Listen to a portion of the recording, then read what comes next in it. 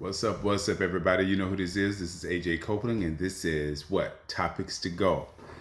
I want to welcome you to another video. I'm going to do what I always do. I get right into the video and I discuss the most important things. So today we're going to talk about coronavirus and its conspiracy theories. All the weird and crazy things that people say about coronavirus and how you, the individual, can get it, or how we may have gotten it.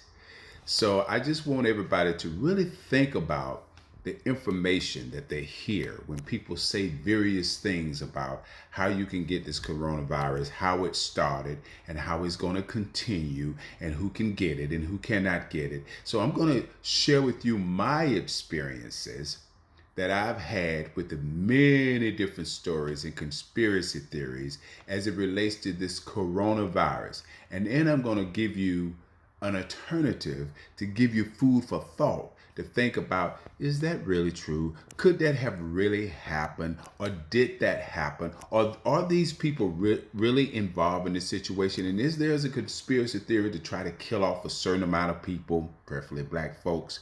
So I want you to think about it now. So I want to go back and I want to talk about a situation where I have experienced individuals coming up to me, and saying, hey, man, did you hear about this coronavirus, COVID-19? Of course, man, I knew about COVID-19. Who doesn't know about COVID-19 at this point? And the first thing this individual says to me, he says, we can't get it, right? And I'm going, huh? He said, we can't, that ain't for us. We can't get that, bro. It's the melanin in our blood. It's the melanin, bro. You see this, right, bro? This protects us. We can't get it. We free, bro. That's for them. Yeah, that's the first conspiracy I heard, that black folks couldn't get it, right? And then what's the alternative? Not the alternative, but what did we hear later? That black folks were dying from it at a much higher rate, right, than anybody else.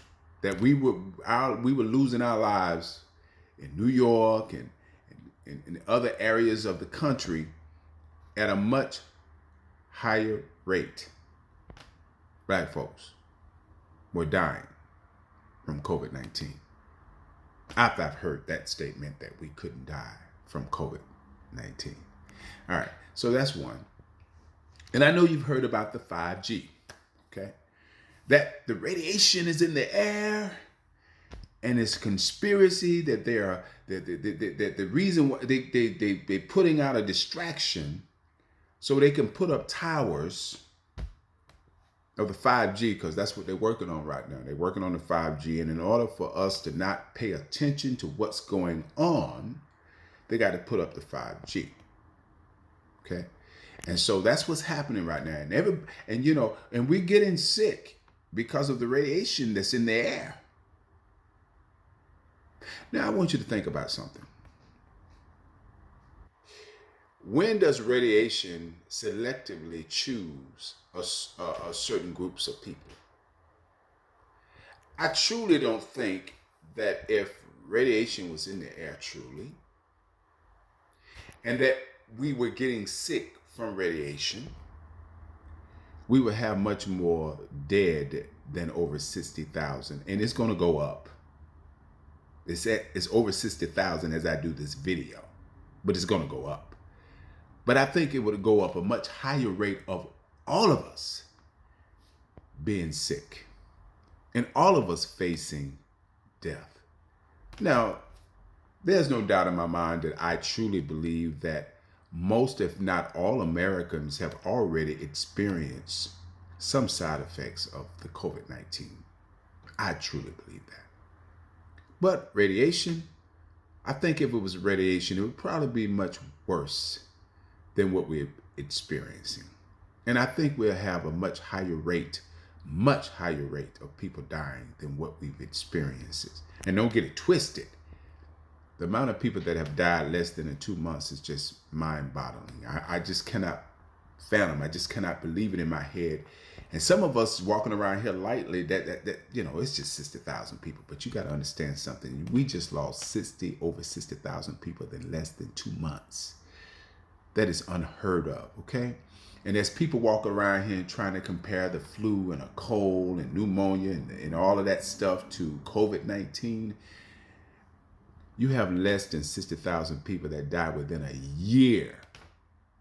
We're talking about less than 2 months that we've lost over 60,000 people that's dead from COVID-19. So let's not compare the two, y'all, please. But moving forward, then there's this thing about Bill Gates. That Bill Gates owned the patent on COVID-19. Now, somebody educate me, because I'm not aware that you can actually purchase or secure a patent for a virus, maybe a virus cure, but I wasn't aware that you can actually patent the virus itself. So somebody may need to send a message at the bottom line and educate me on that note, because that sounds stupid to me and it doesn't make any sense to me. But believe it or not, that's what I've heard. That is the type of story that I've heard for some individuals, that Bill Gates, he knew that, that this was going to happen. He knew about the COVID-19 was on its way and that it was going to kill off a lot of people in America. And so he decides that he's going to go and secure the patent on COVID-19. Not the cure now, not the cure, but the virus itself. He owns the virus. And my question is, why isn't he locked up? If that's true, if that is true, why isn't he locked up? Because my thinking, and all of this is allegedly, okay? This is conspiracy and rumor, okay?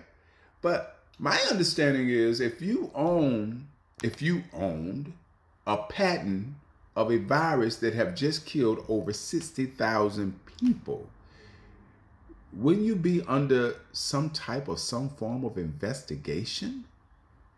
Wouldn't they be considering that you may have had something to do with putting this virus into the air? And don't get it twisted, don't get it mistaken. There are some people that are even saying that just because the man spoke on it, just because he had some knowledge of it possibly coming.